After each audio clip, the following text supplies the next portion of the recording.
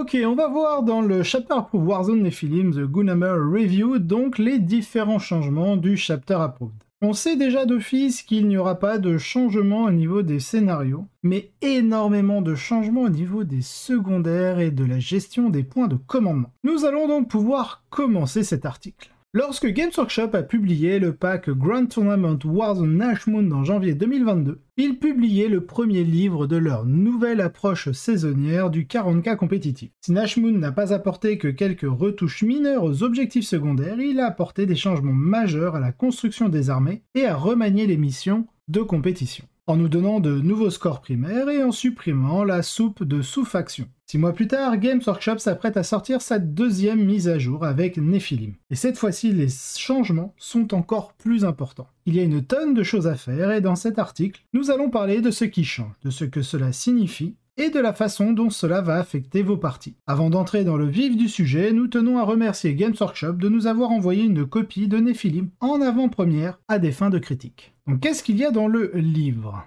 Warzone Nephilim est un livre étonnamment volumineux. Cependant, des règles mises à jour pour presque tous les aspects du jeu, ainsi que d'autres mises à jour surprenantes. Dans ce livre, vous trouverez les règles du jeu, de Grand Tournament mises à jour, de nouvelles règles pour la construction d'armées et la séquence d'avant-jeu, couvrent la manière dont les joueurs construisent leurs armées et leurs points de commandement de départ. Les objectifs secondaires, de nouvelles règles pour les objectifs secondaires changent radicalement la façon dont les joueurs marquent des points de victoire pendant les parties. Cette section comprend des versions nouvelles et mises à jour de chaque objectif secondaire de faction dans le jeu, ainsi que de nouveaux objectifs secondaires pour un certain nombre de factions, comme les chapitres Space Marine, les démons du chaos et l'Astra Militarum. Au niveau des missions, nous avons 9 missions pour chacun des jeux d'incursion et Strike Force, et celles-ci sont pour la plupart identiques aux missions de Nashmoon. La grande différence ici est que vous obtenez un point de commandement par tour plutôt qu'un point de commandement par tour de bataille. Mise à jour des règles du jeu Warhammer 40 000, pour la toute première fois, les règles du jeu 40K ont été réimprimées avec des errata et mises à jour. C'est vrai les amis, après avoir été absent du petit livre Nashmoon, les règles sont de retour dans Nephilim. Et elles ont été mises à jour pour inclure les errata et les règles rares mises à jour jusqu'en décembre 2021. Bien que malheureusement il manque encore quelques éléments de la mise à jour des errata de février, et que nous aurions aimé voir les notes des concepteurs sur le combat en particulier le combattre en premier et le combattre en dernier. Il s'agit d'une amélioration considérable qui, à mon avis, fait du livre Nephilim un achat indispensable pour les joueurs occasionnels et compétitifs. Qu'est-ce qui a changé? Les points de commandement et construction d'armées. Les armées commencent désormais avec moins de points de commandement, mais en gagnent davantage au cours de la partie. De plus, il n'y a plus de traits de seigneur de guerre ou de reliques gratuites. Vous devez payer un point de commandement pour obtenir votre premier de ces éléments. L'ensemble générique d'objectifs secondaires a reçu une mise à jour importante, réduisant le nombre total d'objectifs disponibles et modifiant plusieurs de ceux qui restent. Les objectifs secondaires des factions, les objectifs secondaires de chaque codex sont revus, et dans de nombreux cas, mis à jour dans ce livre, en atténuant certains des meilleurs et en donnant un nouveau souffle à de nombreuses options plus faibles. De plus, vous pouvez maintenant en prendre plus d'un parmi vos choix de factions. Qu'est-ce qui n'a pas changé? Les missions de la zone de guerre Nashmoon restent pour la plupart inchangées, à l'exception de l'ajout d'une règle permettant d'augmenter le gain de points de commandement mentionné ci-dessus. La séquence des missions, principalement à l'exception des transports dédiés, que nous couvrirons toujours avec la construction de l'armée, tout ce qui a changé dans la séquence d'avant-match est couvert par la construction de l'armée et les secondaires. Une fois que vous avez fait cela, la préparation d'une partie fonctionne comme d'habitude. Ce qui n'est pas là. Point mis à jour. Le mois dernier, nous avons appris que les points allaient être entièrement numérisés et nous sommes ravis de constater que c'est déjà le cas. Cette fois, il n'y a pas de manuel de terrain Munitorum. Cela signifie que le contexte complet de ce qui est ici n'est pas clair à 100%. Nous pouvons parler de la façon dont cela affectera le gameplay en général, et comment cela affectera probablement certaines armées, mais jusqu'à ce que nous voyions les points mis à jour qui nient certaines armées et en améliorent d'autres. Nous ne saurons pas vraiment quel sera l'impact complet de ces changements. Ce dernier point est une excellente chose à répéter. Nous n'avons encore aucun des nouveaux points. Et nous n'avons pas non plus le contexte de la prochaine data slate d'équilibre trimestriel.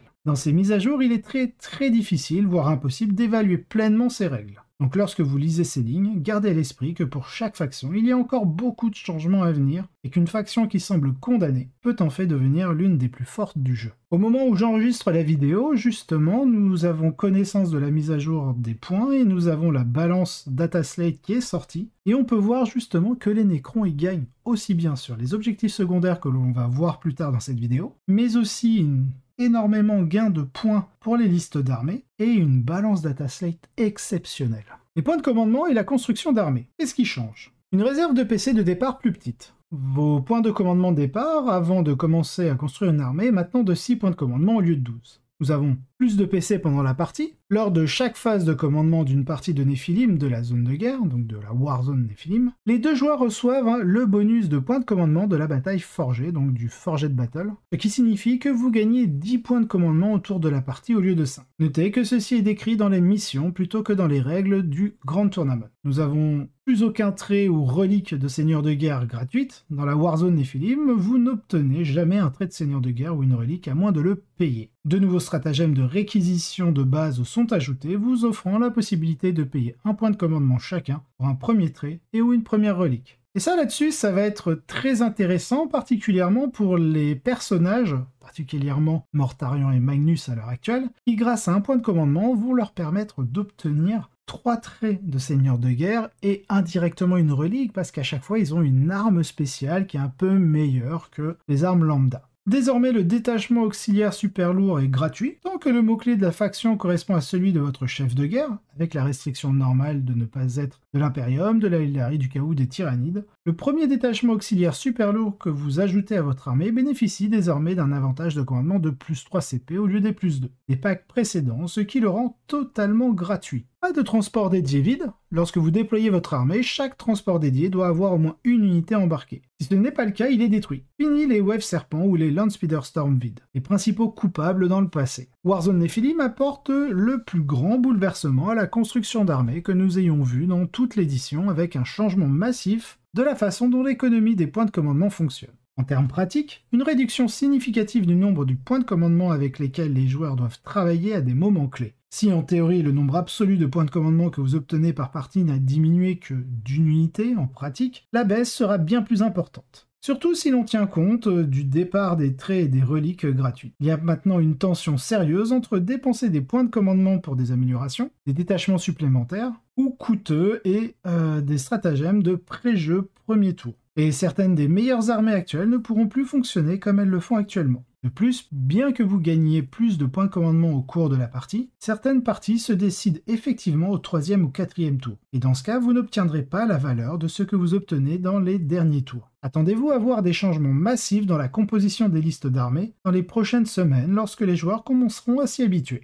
Les impacts clés. Il faudra un certain temps pour que chacun comprenne ce que cela signifie pour sa faction. Nous organiserons d'ailleurs une table ronde avec notre équipe dans les prochains jours pour aborder des questions plus générales. Mais certaines conséquences importantes s'appliquent à tous dès le départ. Chaque PC a plus de valeur, vous travaillez avec moins de points de commandement, surtout en début de partie, donc chacun d'entre eux a plus de valeur. Vous devez prendre vos décisions en conséquence. Cela signifie également que les stratagèmes qui coûtent plus d'un point de commandement doivent avoir un impact sérieux pour valoir la peine d'être utilisés. Préparez-vous à ce que je fasse des blagues dans cette économie jusqu'à ce que quelqu'un me fasse arrêter. Le bataillon est roi. Vous voulez maintenant vraiment faire tenir votre armée dans une seule patrouille ou un seul bataillon, si c'est possible. À moins que vous n'ayez accès à une règle spéciale de la faction, comme les forces de raid des Drukhari, qui vous permet d'éviter de dépenser vos précieux PC uniquement pour construire votre armée. Les factions qui ont un grand choix de troupes en tirent un grand avantage. La prise de détachement supplémentaire fait mal. Cela rend les règles de détachement uniques, comme les organismes rares, beaucoup plus difficiles à contourner. Et signifie également que, même dans les endroits où prendre des options de soupe n'a pas d'impact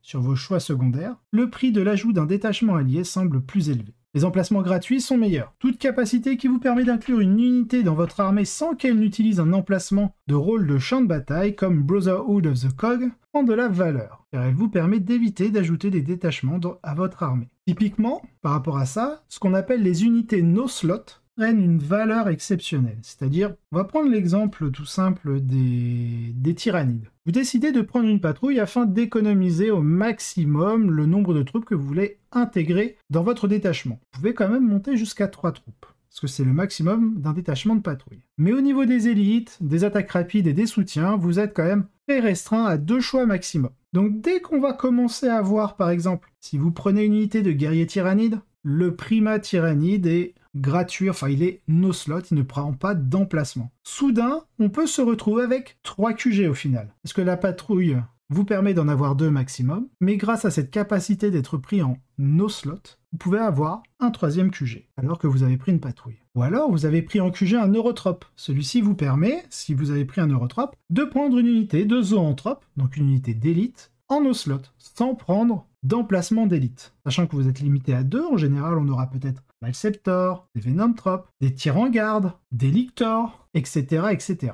De même, lorsque vous prenez un tyran, vous pouvez prendre une unité de Tyrangarde en no slot afin de libérer un emplacement d'élite. Dans ce cas-là, si vous avez un Neurotrope et un Hive Tyran dans votre patrouille, vous pouvez prendre une unité de Zoanthrope et une unité de Tyrangarde en dehors des emplacements d'élite. Donc c'est ce qu'on appelle le no slot. Ne prend pas d'emplacement. Donc ces unités-là, je parle du Tyrannide parce qu'en ce moment je joue beaucoup le Tyrannide en préparant un tournoi, mais cela pourrait venir aussi du côté des Space Marines. À titre d'exemple, lorsque vous prenez un capitaine, vous pouvez prendre des vétérans de compagnie en no slot, et lorsque vous avez une unité de vétérans de compagnie, vous pouvez prendre un champion de compagnie en no slot. Et ce sont 2 choix d'élite, ce qui vous permet de libérer 2 emplacements d'élite.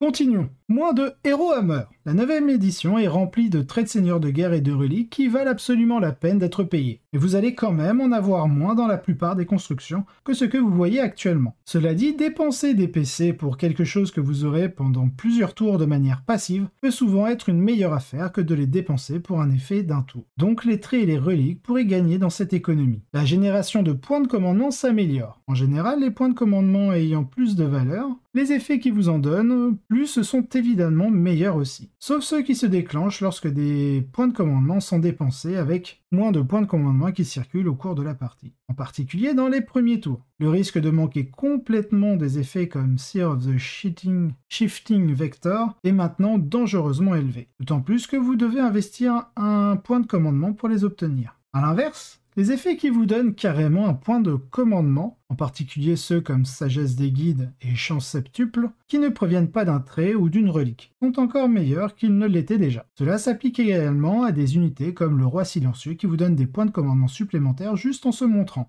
Attendez-vous à voir une tonne d'armées commençant avec 0 ou 3 points de commandement. Toute armée qui prend un second détachement, qui essaie d'intégrer des unités de l'héritage martial ou qui achète des traits et des reliques supplémentaires finira rapidement par perdre la plupart ou la totalité de ses 6 points de commandement de départ. Les démons du chaos sont particulièrement pénalisés par ce nouveau système, car payer pour des démons supérieurs exaltés va maintenant utiliser tous les points de commandement disponibles pour des armées déjà assoiffées de points de commandement. Le moral sera plus important en début de partie, en corollaire. Cela rend aussi le moral légèrement plus important. Vous êtes moins susceptible de dépenser 2 points de commandement au tour 1 ou 2 pour une bravoure folle. Ou même d'avoir des CP à dépenser si vous avez commencé à 0 ou 1. Effectivement, dans les stratagèmes, on va dire, génériques, nous avons donc le moral insensé, enfin la bravoure folle, qui vous permet en fait de réussir automatiquement un test de morale, sauf que cela vous coûte 2 points de commandement. C'est pareil aussi pour le stratagème générique lorsque vous voulez activer une unité à la phase de combat avec le stratagème contre-offensive qui coûte aussi 2 points de commandement. Indirectement, ne plus pouvoir justement utiliser en fait ces stratagèmes via cette nouvelle gestion des points de commandement va rendre un peu moins important l'effet de combattre en dernier, puisque dans tous les cas, le joueur adverse ne pourrait pas s'activer parce qu'il n'aurait pas les points de commandement suffisants pour activer le stratagème contre-offensive, fait que de temps en temps, ça servira à rien d'infliger un fight last à une unité. Celui-ci restera toujours impactant, dans le sens où si vous affrontez des armées qui ont des règles de combattre en premier, là il y aura un intérêt certain. Donc on peut voir que d'un côté, des stratagèmes qui coûtent plus d'1 point de commandement deviennent rares et moins simples à mettre en place. On s'aperçoit qu'on a quand même un effet que de nombreuses armées utilisaient, qui est le combattre en dernier, qui devient beaucoup moins impactant au final. Donc on a l'air d'atteindre un certain juste milieu plutôt intéressant. Les frappes alpha peuvent reculer d'un tour. Il n'était pas rare de voir des armées dans la 9e édition qui devenaient agressives lors de leur premier ou deuxième tour, dépensant 7 à 8 points de commandement pour des effets afin d'essayer de porter un coup fatal à l'armée adverse et de l'estropier avant qu'elle ne puisse riposter. Ces types d'effets sont toujours possibles, mais ils sont susceptibles de reculer d'un tour lorsqu'ils nécessitent beaucoup de points de commandement. Naturellement, cela avantage les armées capables de porter ces coups sans points de commandement. Alors là aussi, on voit avec cette nouvelle gestion des points de commandement, les armées qui avaient des Alpha Strike puissantes grâce à de nombreux stratagèmes, mais cela les obligeait à utiliser 4, 5, 6, si ce n'est pas 8 points de commandement en un seul tour, ne pourront soit plus le faire, parce que justement ils auront payé des reliques et des traits de seigneur de guerre à leurs personnages, et dans ce cas-là, ils vont se voir amputer un certain nombre de points commandement dès le premier tour, et cela va devenir un peu plus complexe pour pouvoir agir de cette manière, ou alors il ne va pas avoir de reliques ou de traits de seigneur de guerre, donc quelque part affaiblit la liste, mais en contrepartie, il pourra déchaîner les enfers dès le tour 1 grâce à ses 6 ou 7 points de commandement, ou 8, s'il est deuxième joueur et qu'il n'a pas subi de perte. Les personnages nommés reçoivent un petit coup de pouce. Les personnages nommés ont tendance à avoir déjà des astuces spéciales équivalentes aux traits de seigneur de guerre et aux reliques dans leur coup. Payer quelques points supplémentaires pour eux par rapport aux options génériques semble être un compromis plus intéressant lorsque les points de commandement sont plus précieux. Je suis d'accord, ça va énormément se vérifier particulièrement lorsque vous avez des personnages comme Mortarion et Magnus. Pour un PC, vous avez 3 traits de seigneur de guerre et une espèce d'arme relique. Par contre, toutes les armées ne peuvent pas dire la même chose. Certes, dans la théorie, les personnages nommés ont un trait de seigneur de guerre qui leur est dédié, donc déjà vous n'avez pas le choix. Donc il va falloir trouver le bon personnage nommé, qui aura le bon trait de seigneur de guerre affilié pour votre liste, et que la pseudo-arme relique qu'il a soit intéressante pour investir un point de commandement dedans. Il y a de nombreuses armées où les personnages nommés sont bien moins intéressants que les personnages génériques. Il suffit de voir par exemple en Space Wolf, on joue énormément en successeur, c'est-à-dire que toute la partie personnage nommé, on s'en fout. Et même lorsque l'on jouait un personnage nommé, c'était quoi? C'était Murderfang? Il n'a pas le droit d'avoir de trait de seigneur de guerre, il peut pas être Warlord. Bon, voilà, ça c'est fait. On avait Bjornmain Terrible. À la rigueur, pourquoi pas? Il augmente sa capacité d'aura de 3 pouces supplémentaires, et il peut donner une immune morale. Pourquoi pas? C'est intéressant. Mais ce sont les principaux personnages nommés Space Wolf qui sont joués, et encore, lorsque vous jouez le chapitre d'origine. Et je parle des Space Wolf parce que je les joue personnellement et je les connais très bien, mais je suis persuadé qu'il y a d'autres armées. Par exemple les Drukhari. En dehors de Drazar, je vois pas quel autre personnage nommé serait joué. Dans les Eldar, en dehors d'Ultway avec Eldrad, il n'y a pas vraiment de personnages nommés qui sont joués. Parce que ce sont principalement des seigneurs phénix, mais les seigneurs phénix peuvent se mettre dans n'importe quel vaisseau monde. C'est pas vraiment des personnages nommés. Et on les joue pas vraiment s'ils ont accès à des traits de seigneur de guerre, pas réellement joué pour ça. Voilà, petit à petit, on voit qu'on a, que l'on joue de moins en moins de personnages nommés au final, par rapport aux personnages génériques que l'on peut customiser, que l'on peut personnaliser comme on veut. Donc j'émets quand même un petit bémol par rapport à ça. Oui, c'est rentable sur un personnage nommé parce qu'on a un trait de seigneur de guerre et l'équivalent d'une arme relique, mais c'est pas non plus transcendant. Exception faite pour les personnages nommés qui vous donnent des points de commandement en plus au début, comme Robout Guilliman, le Roi Silencieux, ou des personnages comme Mortarion et Magnus qui ont des traits et des grosses armes reliques en plus que la plupart des autres personnages. La fiche technique et l'équilibre secondaire sont plus importants. C'est potentiellement un inconvénient de ce changement. Bien qu'il ferme certainement certains angles pour faire des choses surpuissantes, il signifie sans doute qu'il y a moins de moyens de contourner certaines factions ayant un ensemble de feuilles de données ou d'options secondaires qui ont été trop poussées. Games Workshop a été de plus en plus réactif et généralement plus précis dans ses ajustements d'équilibre. Alors espérons que la mise à jour des points permettra d'éviter que cela ne soit trop grave. Dans la pratique, vous verrez souvent des armées commencer avec 3 ou 4 points de commandement, chercher à les conserver au premier tour, puis chercher à jouer gros dès le deuxième tour de bataille. Les objectifs secondaires génériques. Qu'est-ce qui a changé? On lira la note après. Moins de choix génériques dans l'ensemble. Un tri impitoyable a eu lieu ici, avec des choix populaires et des choix marginaux entièrement supprimés. Plus particulièrement Stranglehold, donc l'emprise, et To the Last jusqu'au dernier ont disparu. 2 des secondaires les plus importants des dernières saisons de jeux du Grand Tournament ont disparu. Ce qui a sérieusement bouleversé le paysage de certaines factions. Si jamais vous n'avez pas vu l'épisode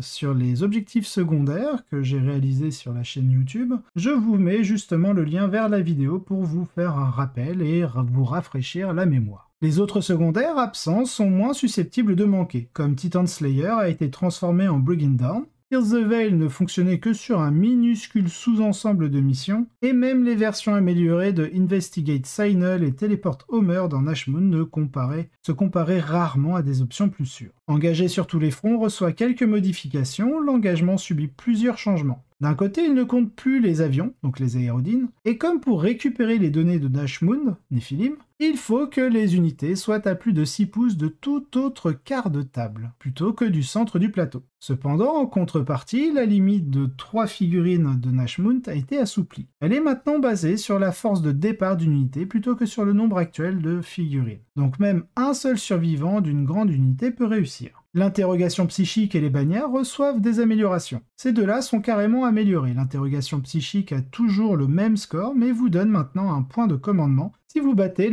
la caractéristique de commandement du personnage que vous ciblez sur votre test psychique. Un bonus fantastique grâce au changement de point de commandement. Lever les bannières en hauteur, donc lever haut les bannières, reçoit 2 améliorations qui le rendent plus difficile à manipuler. Vous pouvez maintenant lever une bannière sur un objectif que vous contrôlez même si l'ennemi est à portée de celui-ci, ce qui vous permet de commencer à marquer des points de manière plus fiable. Et la bannière ne tombe que si l'adversaire la contrôle au début d'une phase de commandement, plutôt qu'à n'importe quelle phase. Cela rend plus difficile l'utilisation d'un mouvement hors phase pour neutraliser une bannière en toute sécurité, et signifie qu'une charge vouée à l'échec par des figurines d'objectifs sécurisés sacrifiés n'est plus une réponse fiable à une position forte. On a un petit edit. L'assassinat reçoit une petite correction. L'assassinat vous récompense désormais pour chaque unité de personnage plutôt que pour chaque modèle, ce qui le rend moins brutal contre les Célestines et autres personnages plusieurs personnages formant une même unité, et on va penser principalement à Grimaldus chez les Black Templars et à la Célestine et ses Germinae chez les Sœurs de Bataille. Il y a quelques options par défaut. Cela n'a pas vraiment d'impact sur la façon dont le jeu se déroule la plupart du temps, mais il est maintenant explicite que vos options par défaut sont assassinat, derrière les lignes ennemies et écrasez-les. Cela peut s'avérer utile si vous vous rendez compte, à la moitié d'une partie, que la combinaison de secondaires d'un joueur est illégale. Ça c'est intéressant. Petite note. Les lecteurs du livre qui ont l'œil de lynx peuvent remarquer qu'il semble y avoir un problème avec la numérotation des pages pour les options que vous avez pour remplacer vos secondaires par défaut. Ces numéros ne se réfèrent qu'aux pages relatives aux factions, sans inclure les autres options génériques. Pour les besoins de notre revue, nous supposons qu'il s'agit d'une erreur, car sinon il est littéralement impossible d'utiliser certains des génériques par défaut. Oui, ça, c'est normal. Warzone Nephilim semble avoir 3 objectifs en ce qui concerne les secondaires. Mettre davantage l'accent sur les options de faction, réduire le caractère intimidant du processus de sélection pour les nouveaux joueurs compétitifs, et supprimer certaines options qui étaient trop souvent les bonnes. Pour le premier objectif, avec moins de secondaires génériques et certains bons supprimés, il est beaucoup plus probable que vous vouliez utiliser ceux de votre faction, d'autant plus qu'il y en a beaucoup moins qui sont carrément mauvais. Pour le second objectif, les objectifs secondaires sont l'une des choses qui est communément citée comme un exemple de la 9e édition trop compliqué. Et la peur de faire le mauvais choix est probablement à l'origine de cela pour de nombreux joueurs. En gardant cela à l'esprit, éliminez beaucoup de choix de pièges de les listes génériques, orienter les joueurs vers leur choix de faction. Et fournir quelques valeurs par défaut utilisables pour les joueurs qui débutent est une bonne chose. Enfin, Repose en paix a donné naissance à de vrais pièges sous la forme de Stronghold et To The Last. Stronghold était le bon choix une quantité malsaine de fois, vous récompensant pour avoir fait ce que vous vouliez déjà faire pour marquer le primaire, et devenant exceptionnellement puissant en combinaison avec d'autres choix qui récompensaient un jeu similaire. De plus, cela limitait l'espace de conception. Beaucoup de factions ont des options semblables à celles de Stronghold dans leur liste de secondaires, mais elles sont rarement meilleures et perdent souvent dans un face-à-face parce que faire un secondaire meilleur que Stronghold, tout en restant équilibré, était difficile. To The Last a également eu un certain impact sur le jeu, en particulier sur la conception des listes dans les factions qu'il voulait construire pour lui. Il a créé des limitations assez artificielles sur les unités qui valaient la peine d'être prises. Il a également créé des modèles de jeu qui étaient intéressants à haut niveau, mais qui n'étaient pas très amusants ou non interactifs pour la communauté en général. La suppression va certainement bouleverser les choses, en particulier pour certaines des constructions actuelles les plus performantes. Les impacts clés. Les options secondaires de faction sont beaucoup plus importantes en général. Vous pouvez toujours construire un ensemble de pioches décentes à partir d'options génériques. Mais si vous voulez un plan de jeu fiable, vous devez vous appuyer sur vos options de faction. Les options de type Stronghold des factions sont nettement meilleures. Nous avons perdu le compte du nombre de fois où nous avons dit « choisissez Stronghold plutôt que ceci » dans les critiques du codex. Mais tous ces secondaires ont besoin d'un regard supplémentaire maintenant. Les bannières devraient être choisies beaucoup plus souvent. Bannières pouvaient être assez risquées avant car un adversaire compétent avec les bons outils pouvait rendre le score très difficile, le limitant à certaines missions et certains matchs. Maintenant qu'il est un peu plus sûr, il y a une utilité plus large et la disparition de l'étranglement, donc de Stronghold, y contribue probablement aussi. Car le gain de points que votre adversaire peut obtenir en poussant sur une de vos bannières pendant un tour sera souvent plus petit. La mort de To The Last secoue certaines factions. Les forces d'Eldari et d'Hiveman en particulier pouvaient faire des choses très puissantes avec To The Last, et doivent maintenant faire d'autres plans. mais tout un tas d'unités et d'options qui étaient essentiellement disqualifiées des listes de tête parce qu'elles avaient des coups de poing bizarres méritent maintenant un autre regard. Alors pour ce qui est des bannières, exactement, pour ceux qui ont regardé justement certaines rediffusions de live sur ma chaîne Twitch, et d'ailleurs je vous invite à vous y abonner, c'était particulièrement sur les parties contre Estenia, donc qui joue Craftworld en Ultway. Lorsque je prenais bannière, m'envoyait une Viper sur l'objectif parce qu'il jouait avant moi, et donc m'empêchait de pouvoir monter une bannière à mon tour. Désormais, si je contrôle l'objectif et malgré que l'ennemi soit présent, je pourrais monter une bannière. Et ça change énormément de choses.